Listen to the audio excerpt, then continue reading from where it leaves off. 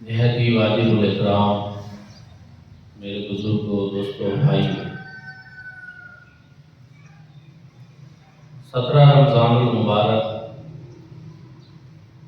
سن 2 ہجری کو غزوہ بدر پیش آیا اور یہ حق و باطل کا پہلا مارکا تھا۔ اس وجہ سے اللہ رب العزت نے اس کو یوم الفرقان فرمایا اور قرآن پاک میں اس کو یوم البطشہ بھی کہا ہے۔ اس دن عالم کفر اپنی پوری نخوت، غرور اور تکبر کا مظاہرہ کرتے ہوئے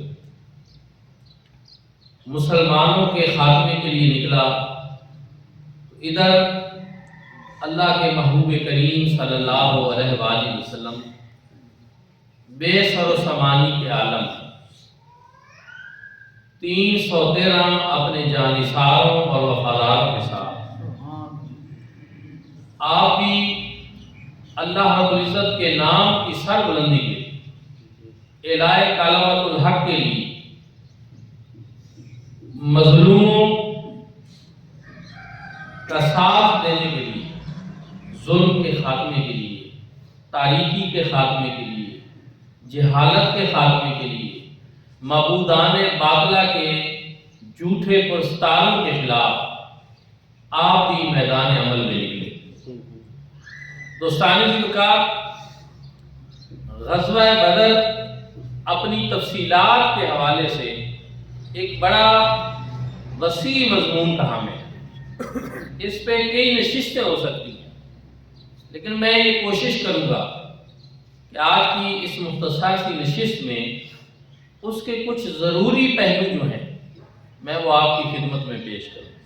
کیونکہ اس غزوہ میں بہت ساری چیزیں سامنے آئیں۔ اگر اس غزوہ میں جو حضور نبی کریم صلی اللہ علیہ وآلہ وسلم کے معجزات سامنے آئے تو وہ ایک پورا الگ موضوع ہے۔ اس میں عالم کفر، کفار مکہ، سرداران قریش، ان کو اصل مسئلہ کیا تھا اور وہ کیوں مسلمانوں کا خاتمہ چاہتے تھے، یہ ایک پورا ایک الگ موضوع بنتا ہے۔ اور اس میں جو مسلمانوں نے جانثاری کا مظاہرہ کیا، اللہ رب العزت کی ذات پہ توکل اور بھروسہ کیا، اور جس جرأت اور بہادری کے ساتھ کفار کے مقابلے میں نکلے، ایک بڑا تفصیل طلب موضوع ہے۔ دوستانی وقار، مکہ کی حضور نبی کریم صلی اللہ علیہ وسلم کی زندگی سب کے سامنے ہے کہ وہاں برداشت اور وہاں صبر کا مظاہرہ کیا گیا، اور اس زندگی میں کفار میں کوئی ایسا ظلم نہیں تھا جو حضور نبی کریم صلی اللہ علیہ وآلہ وسلم اور آپ کے جانثاروں کے اوپر نہ کیا۔ ظلم و ستم کرتے رہے، کئی سال ظلم کی آندیاں چلتی رہی، لیکن بالآخر حضور نبی کریم صلی اللہ علیہ وآلہ وسلم کو اپنا محبوب شہر، جس کو حضور صلی اللہ علیہ وسلم کو جس سے بڑا پیار تھا، مکہ کو چھوڑنا پڑا، ہجرت کرنا پڑی اور آپ شہر مدینہ میں تشریف لائے۔ اب 700 کلومیٹر، 500 550 کلومیٹر دور چاہیے تو یہ تھا کہ مسلمانوں کو امن اور سکون کے ساتھ رہنے دیا جاتا، لیکن کفار پھر بھی باز آئے اور انہوں نے اپنی حرکتیں جاری رکھی۔ کبھی مسلمانوں کے مویشی چرا کر لے آتے، کبھی جو ایک آدھ مسلمان کہیں ملتے ان کا مال چرا لیتے، ان سے جو ان کے پاس اسباب ہوتے وہ چرا لیتے، کبھی کسی کو نقصان پہنچا دیتے۔ پھر یہودی جو تھے مدینہ کے، ان کے ساتھ مل کر، منافقین مدینہ کے ساتھ مل کر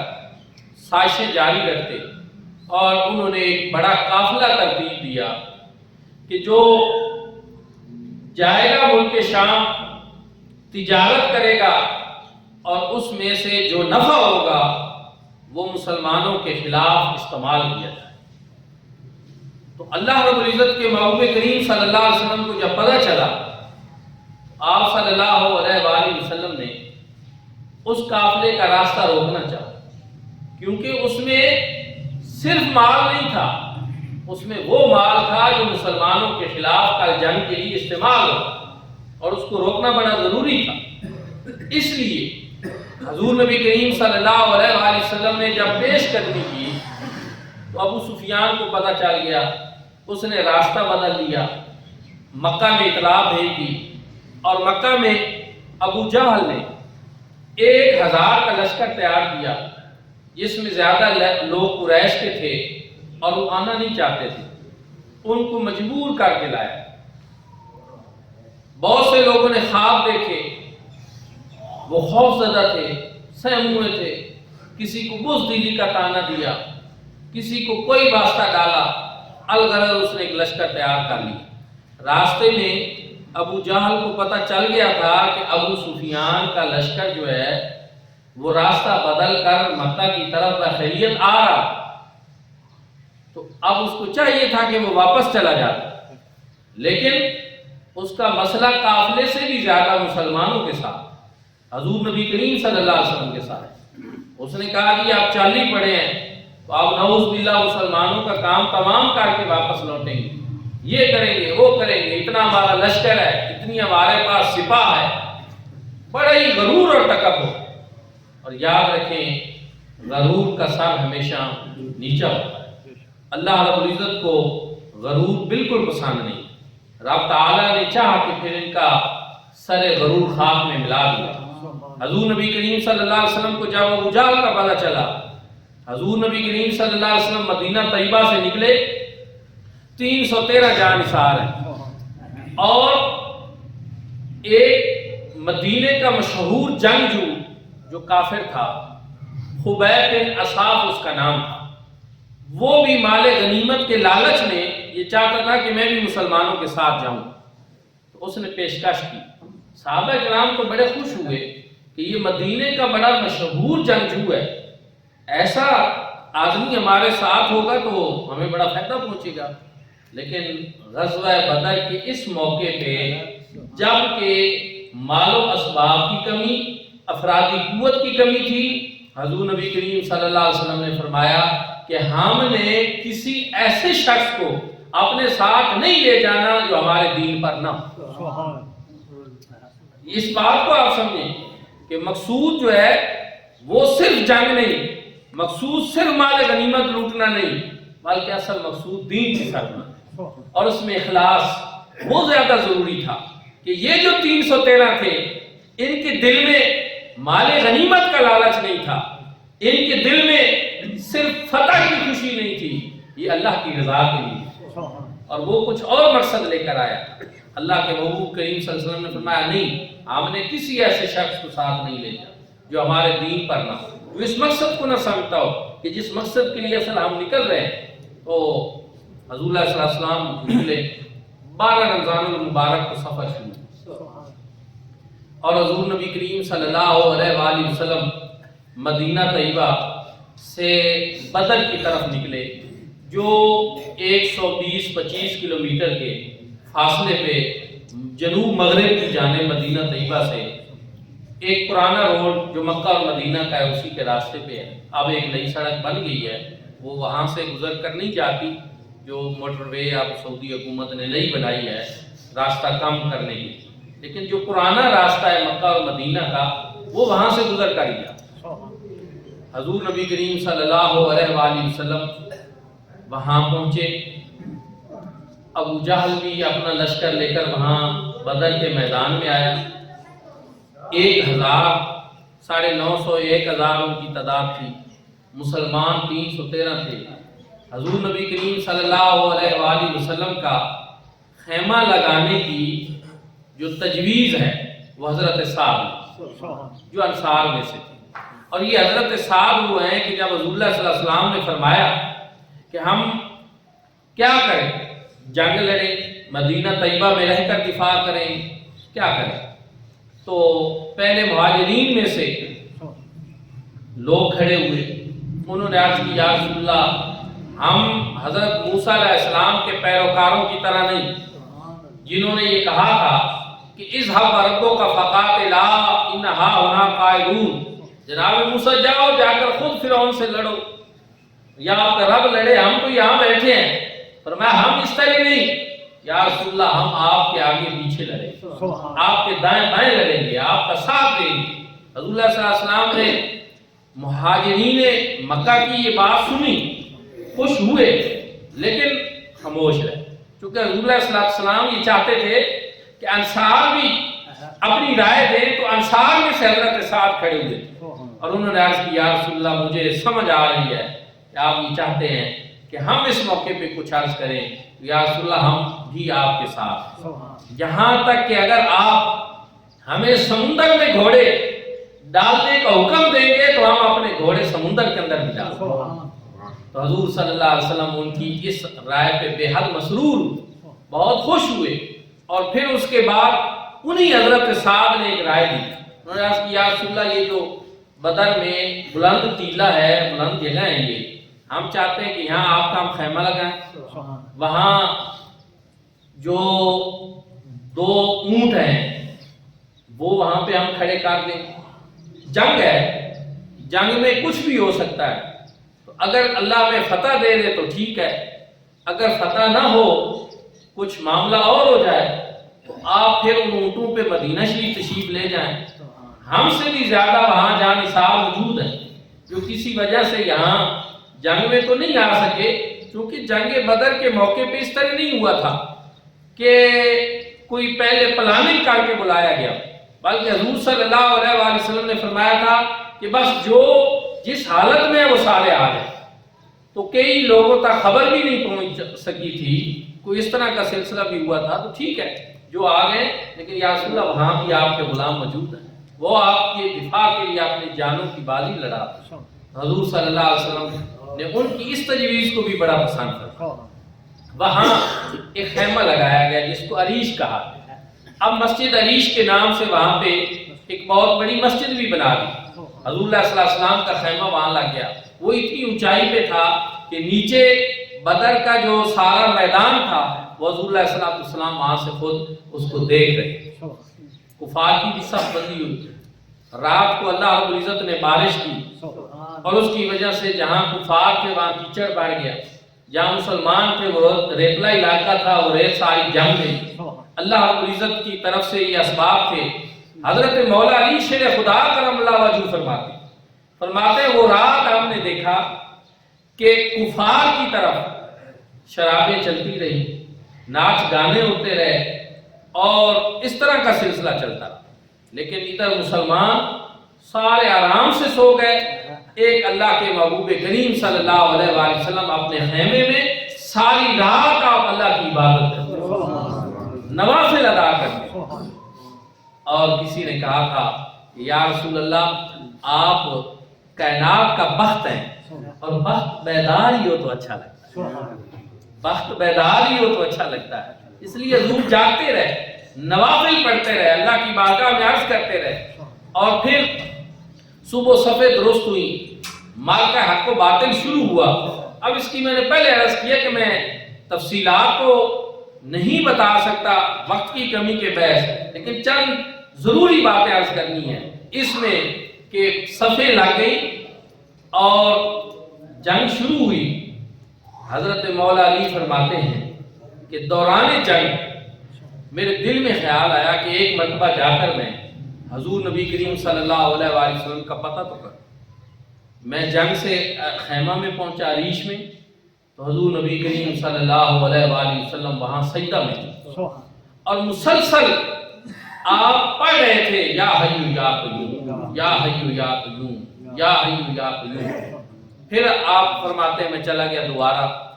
دوبارہ داد شجاعت دی، جنگ میں حصہ لیا، پھر کچھ دیر بعد مجھے خیال،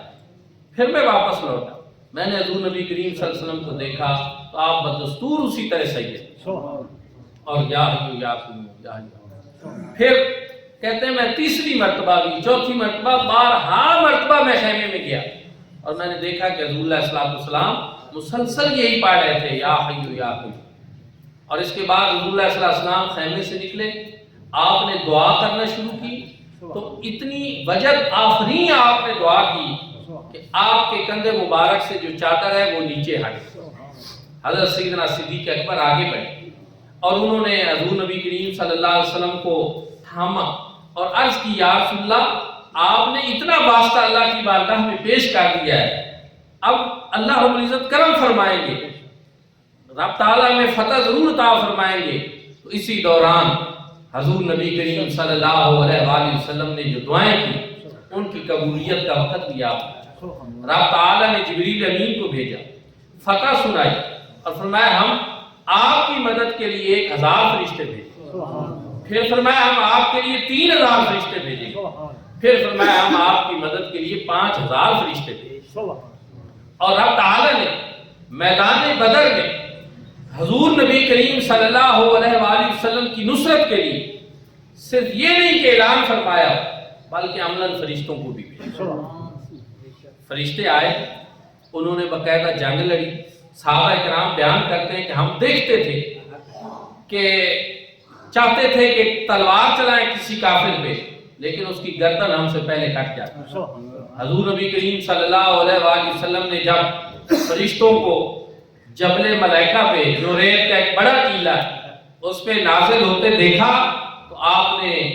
صحابہ کرام رضوان اللہ تعالی علیہم اجمعین کو خوشخبری سنا کہ ملائکہ کا نزول ہو گیا، اللہ رب العزت نے اپنی مدد اور نصرت جس کا وعدہ کیا تھا وہ بھیج دی ہے۔ مسلمانوں کے حوصلے بڑھ گئے اور کفار کا قتل عام ہوا۔ کفار کا جو سب سے بڑا غرور و تکبر کا پتلا تھا ابو جہل، حضرت معاذ اور حضرت معوذ دو کم سے نوجوان تھے۔ حضرت عبدالرحمن بن عوف فرماتے ہیں کہ جنگ ہوتی ہے تو آپ کو پتہ ہے کہ بندہ اس میں دیکھتا ہے کہ میرے دائیں بائیں کوئی مضبوط لوگ ہوں، طاقتور لوگ ہوں، تو تاکہ حفاظت رہے۔ وہ کہتے ہیں میں نے دیکھا تو میرے دائیں بائیں وہ دو نوعمر نوجوان تھے، تو میں نے کہا کہ یہ تو بڑا مشکل کام ہے کہ یہ نوعمر نوجوان ہیں، ان کو جنگ کا اتنا تجربہ نہیں ہے، یہ اب میرے ساتھ ہیں تو کیا بنے گا؟ ان کے دل میں یہ بات آئی۔ وہ کہتے ہیں اسی اثناء میں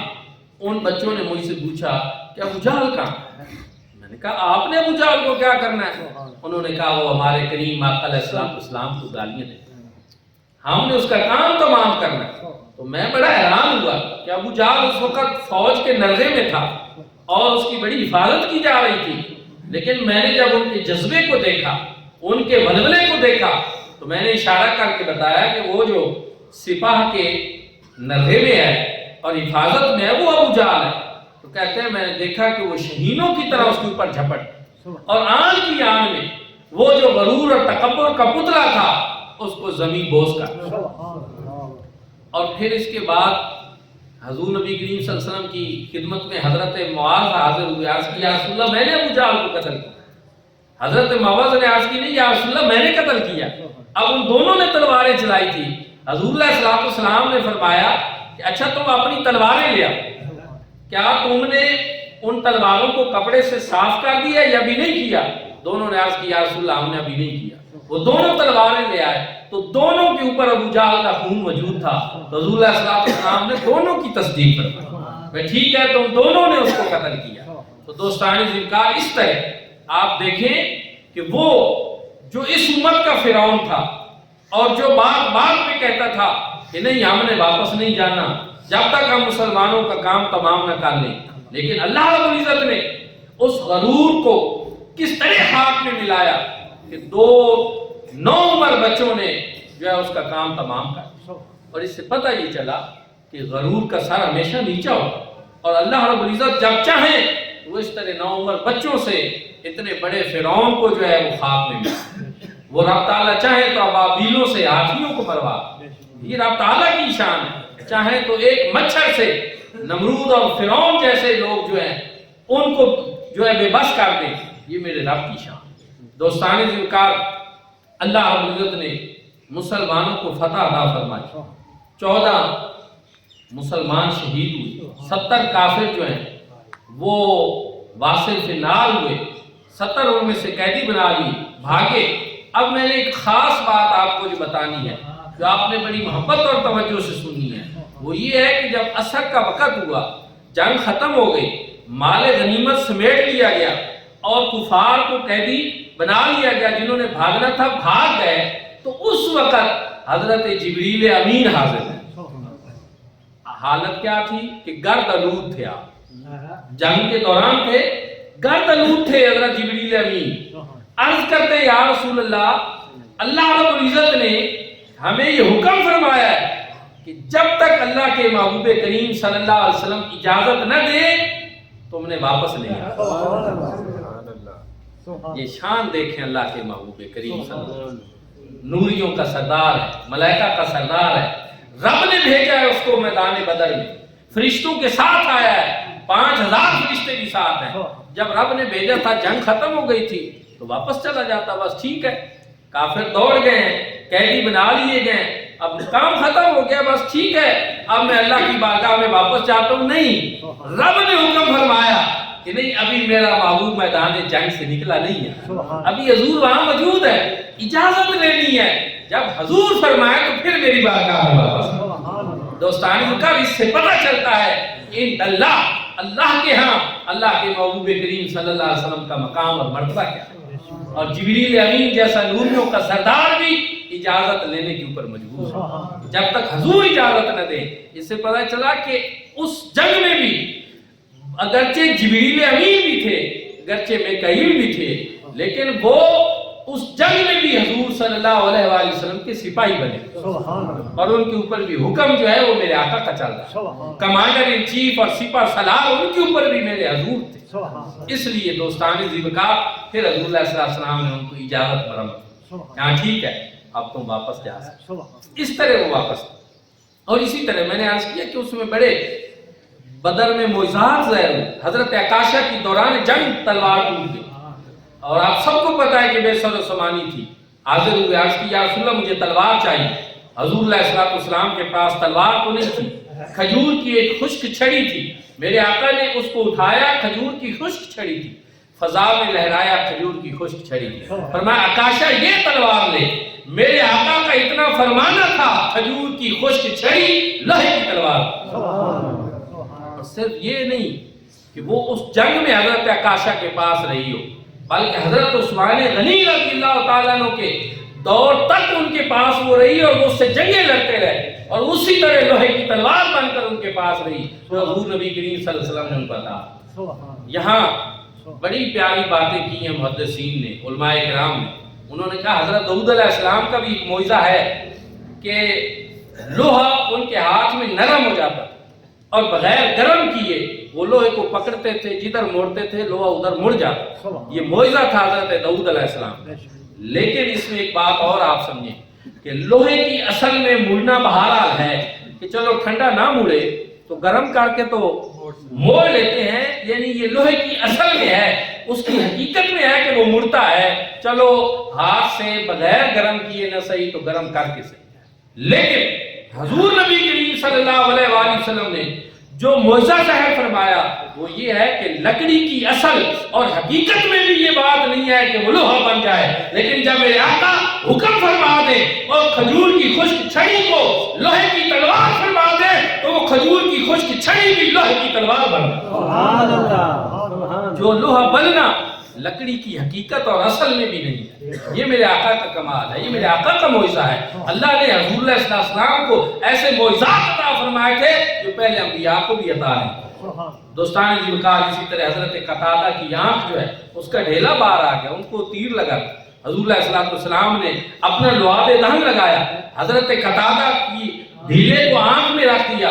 اور ان کو حضور نے ایک نئی آنکھ عطا فرما دی، پہلے سے بھی زیادہ روشن خوبصورت۔ اب ہوتا ہی ہے کسی کو زخم لگے تو وہ جگہ ذرا بدنما اور بدصورت ہو جاتی ہے، لیکن عجیب بات ہے جب حضور نے ڈھیلا اٹھا کر ان کی آنکھ میں رکھا تو حضرت قتادہ کی وہ والی آنکھ دوسری سے زیادہ خوبصورت نظر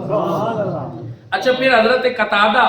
کی جو اولاد پیدا ہوئی اس کے بعد ان کے اندر بھی یہی تھا کہ ان کی وہ آنکھ زیادہ خوبصورت نظر آئی، ان کی ایک نشانی بن گئی تھی۔ حضرت عمر بن عبدالعزیز کے دور میں ان کے دربار میں حضرت قتادہ کے پوتے حاضر ہوئے، وہ نام سے نہیں جانتے تھے، ان کو پتہ نہیں تھا عمر بن عبدالعزیز کو کہ یہ کون ہے، لیکن ان کو اس نشانی کا اتنا پتہ تھا کہ جب حضرت قتادہ کے پوتے کو دیکھا اور ان کی اس آنکھ کی خوبصورتی کو دیکھا، عمر بن عبدالعزیز نے ان کو کہا بتا کیا تو قتادہ کا پوتا تو نہیں ہے؟ میرے بھائی اور دوستو، اس طرح جو میرے آقا عطا فرمائیں، جو میرے آقا معجزہ دکھائیں، وہ صرف ایک نسل تک نہیں رہتا، وہ آنے والی نسلوں میں بھی اس کے برکات بہہ ہوتی ہے۔ تو دوستان دیوکار، یہ حق و باطل کا وہ معرکہ ہے بدر، جس میں اللہ رب العزت نے فتح عطا فرمائی۔ اس میں آخری بات یہ ہے، حضور نے فرمایا جو فدیہ دے سکتا ہے فدیہ دے، اور جو فدیہ نہیں دے سکتا، پڑھا لکھا ہے، وہ کیا کرے؟ وہ ہمارے 10 بچوں کو پڑھنا لکھنا سکھائے۔ آپ ایک بات اور یاد رکھیں، وہ کون لوگ تھے؟ کافر تھے، اور قرآن پاک ان کو نہیں آتا تھا، حدیث ان کو نہیں آتی تھی، یعنی لکھنا پڑھنا تو آتا تھا، ایک ٹول ہے یا لغت ان کو آتی تھی، لیکن قرآن و حدیث تو ان کو نہیں آتا تھا۔ تو انہوں نے مسلمانوں کے بچوں کو کیا پڑھانا تھا؟ لکھنا پڑھنا، کہ وہ لکھ سکیں، پڑھ سکیں۔ پھر قرآن و حدیث تو جو ان کو بعد میں آنا تھا تو اس کو انہوں نے استعمال کرنا تھا۔ یہاں میرے بھائی اور دوستو یہ بات آپ یاد رکھیں، علم مسلمانوں کی ایسی میراث ہے کہ یہ جہاں سے بھی ملے اس کو پا لینا چاہیے، اس کے لیے کوشش کرنی چاہیے۔ حضور نبی کریم صلی اللہ علیہ وآلہ وسلم نے اس کو اہمیت دی کہ پہلی وحی بھی اقرا کے نام سے حضور نبی کریم صلی اللہ علیہ وآلہ وسلم پہ جو ہے وہ نازل ہوئی تھی، اور حضور صلی اللہ علیہ وسلم نے فرمایا جو پڑھا سکتا ہے وہ ہمارے 10 بچوں کو پڑھنا لکھنا سکھائے تو اس کے بعد اس کو رہائی ہو جائے۔ آج مسلمان جو ہے قوم پوری دنیا میں، ہم علم کے میدان میں پیچھے ہیں، ہم ٹیکنالوجی کے میدان میں پیچھے ہیں۔ آپ دیکھتے نہیں پوری دنیا آج ہمارے اوپر ٹیکنالوجی کی وجہ سے حکومت کر رہی ہے، جو غیر مسلم لوگ ہیں۔ ہمیں اس چیز کو سمجھنا ہوگا کہ اگر آپ چاہتے ہیں کہ اقوام عالم میں مسلمان پھر سرخرو ہوں اور بلند مقام حاصل کریں، تو اس کے لیے ضروری ہے کہ مسلمان بھی ٹیکنالوجی میں اور علم کے اندر جو ہے وہ اپنا رسوخ حاصل کریں۔ دوستان ذکر، میں آخر میں ایک اور بات عرض کرنا چاہتا ہوں، وقت بھی ہوا چاہتا ہے کہ جامعہ مدینہ النبی اسی علم کے سلسلے کو آگے بڑھا رہا ہے جو حضور نبی کریم صلی اللہ علیہ وآلہ وسلم نے اصحاب صفہ کی عظیم یونیورسٹی کی صورت میں مدینہ شریف میں جاری کیا۔ مدینہ شریف میں میرے آقا کے حجرہ مبارکہ کے ساتھ وہ چبوترا ہے، وہ اصحاب صفہ کی عظیم یونیورسٹی کی بنیاد ہے کہ جہاں حضور صلی اللہ علیہ وسلم کے وہ درویش صحابہ کرام وہاں موجود رہتے تھے، جو کوئی اور کام نہیں کر سکتے تھے، وہ حضور علیہ السلام کے مبارک اور حسین کلمات کو سنتے تھے، حدیث مبارکہ کو سنتے تھے، یاد کرتے تھے اور بعد میں آنے والے صحابہ کو سنایا کرتے تھے۔ دوستانی فکر، ان کا کھانا پینا دوسرے صحابہ کرام کے ذمہ تھا، بلکہ ایک دن تو میں پڑھ رہا تھا کہ حضرت ابو ہریرہ بیان کرتے ہیں کہ مجھے بڑی بھوک لگی ہوئی تھی اور میں وہاں بے ہوش پڑا ہوا، نیند بے ہوش پڑا ہوا تھا، تو حضرت سیدنا صدیق اکبر آئے تو میں نے ان سے کھانے پینے کی کچھ شرعی مسائل پوچھے، تو انہوں نے وہ مسئلے بتا دی اور آگے چلے گئے۔ میرا تو پوچھنے کا مسئلہ یہ تھا کہ شاید وہ کھانے پینے کے مسئلے میں نے تو اس لیے پوچھے تھے کہ ان کی توجہ اس طرف جاتی کہ مجھے بڑی بھوک لگی اور مجھے کچھ کھلا دیتے، لیکن انہوں نے مسئلے کا مسئلہ ہی بتا دی اور آگے چلے گئے۔ پھر حضرت فاروق اعظم آئے، میں نے ان سے بھی اسی طرح کے کچھ مسائل پوچھے، انہوں نے بھی مجھے وہ مسائل بتا دیے اور آگے چلے۔ کہتے پھر پیچھے سے کریم آقا علیہ السلام، جب میں نے ان سے مسائل پوچھے نا تو حضور مسکرا فرمایا آ جائیں میرے ساتھ۔ میں حضور کے ساتھ چل پڑا تو حضور علیہ السلام کے گھر میں ایک پیالہ دودھ کا تھا، حضور علیہ السلام نے اس پیالے کو لیا اور فرمایا کہ جاؤ اصحاب صفہ کے چبوترے پہ جتنے صحابہ ہیں سب کو بلا۔ پہلے تو میں نے پیالے کو دیکھا تو میں بڑا خوش ہوا کہ کام بن گیا ہے، لیکن جب حضور نے فرمایا کہ سب کو بلا لاؤ تو پھر میں نے کہا وہاں تو 70 لوگ ہیں اور ایک پیالہ ہے، تو پھر لگتا ہے میری باری پتہ نہیں آئے گی یا نہیں آئے گی۔ تو بہرحال حضور کا حکم تھا، میں گیا، میں بلا کر لایا، حضور علیہ السلام نے فرمایا کہ ان کو دو اور یہ پئیں، تو پھر میں نے کہا اس کا مطلب ہے پہلے مجھے نہیں دیا گیا، اب میں نے ان کو دینا ہے، تو پتہ نہیں کوئی چیز بچے گی یا نہیں بچے گی، یہ دل میں باتیں تو آتی ہیں نا۔ تو صحابہ کرام نے شروع کیا، ایک نے سیر ہو کر پیا، دوسرے نے سیر ہو کر پیا، تیسرے نے پیا، 70 صحابہ کرام نے جب سیر ہو کر پی لیا تو میرے آقا نے وہ پیالہ مجھے دیا، میں ابو ہریرہ اب تم پیو۔ کہتے ہیں میں نے پیا، حضور نے پھر دوبارہ مجھے فرمایا پھر اور پیو، میں نے اور پیا، تیسری مرتبہ میرے آقا نے فرمایا اور پیو، تو میں نے عرض کیا رسول اللہ اب میری کوئی گنجائش باقی ہے۔ تو دوستانی ذکار کیا ہے؟ یہ میرے آقا کی دست اقدس کی وہ برکتیں ہیں کہ جب میرے آقا چاہیں تو دودھ کا ایک پیالہ جو ہے وہ 70 لوگوں کے اوپر جو ہے وہ کافی ہے۔ تو بہرحال مقصود یہ تھا کہ یہ دینی سلسلے جو ہے نا شروع سے ان کی تاریخ اسی طرح ہے کہ یہ تعاون سے چلتے ہیں، دین کی بنیاد ہی یہی ہے۔ ہر غزوے پہ حضور علیہ السلام نے اپیل فرمائی کہ اپنا مال و اسباب لے آؤ، سیدنا صدیق اکبر اپنا مال و اسباب سارا لے آؤ، فاروق اعظم آدھا لے آؤ، کنواں خریدنا تھا تو حضور نے فرمایا کون ہے جو جنت اپنے نام کرے؟ حضرت عثمان غنی نے خریدا۔ ایک موقع نہیں، کئی مواقع ہیں کہ حضور علیہ السلام نے یہ طریقہ اپنایا۔ تو دوستان ذکر میں جو آپ کی خدمت میں عرض کرنا چاہتا ہوں کہ زکوٰۃ، فطرانہ، یہ چیزیں یہ آپ کے ذمہ فرض ہے، واجب ہے، یہ آپ نے ادا کرنی ہے، لیکن صرف اتنا ہے کہ اگر یہ دین کے بچوں کو آپ دیں تو دین کے بچوں کے اوپر دینا اس کا اجر اور ثواب دو رہا ہے۔ اعلیٰ حضرت عظیم البرکت امام عاشقہ امام احمد رضا خان فاضل بریلوی رحمۃ اللہ تعالیٰ علیہ نے فتاوی رضویہ میں ارشاد فرمایا ایک حدیث پاک کے ذریعے اور قرآن پاک کی آیات سے استنباط کرتے ہوئے کہ دین کے طلباء کے اوپر خرچ کرنا یہ ویسے صدقہ کرنے سے 700 گنا زیادہ ہوتا ہے۔ اس لیے ویسے بھی آپ کی زکوٰۃ ادا ہو جائے، غریب مسکین مستحق لوگ اس کے مستحق ہیں جو آپ کے ارد گرد ہیں، وہ بھی ہیں۔ 8 مصارف زکوٰۃ ہیں، میں کسی ایک میں خاص نہیں کرنا چاہ رہا، لیکن میں یہ ضرور کہوں گا کہ جب 8 میں سے کسی ایک کو دینے سے ادا ہو جاتی ہے تو آپ اگر مدارس دینیہ کے بچوں کو دیں گے تو یہ بدرجہ اولا تھا۔ تو یہاں بچے موجود ہیں، یہ جھولی پھیریں گے اور آپ سب لوگ اپنا فطرانہ،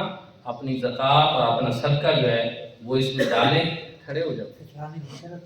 فطرانہ جو ہے اس میں مفتی اعظم پاکستان مفتی منیب الرحمان صاحب نے اور دعوت اسلامی کے جو مفتی صاحبان ہیں، منہاج القرآن کے ہیں، وہ بتا رہے ہیں 320 روپے، لیکن میرا اپنی رائے یہ ہے کہ 300 روپے اگر ادا کر دیا جائے تو یہاں وادی سون میں صدقہ فطر جو ہے وہ ادا ہو جائے۔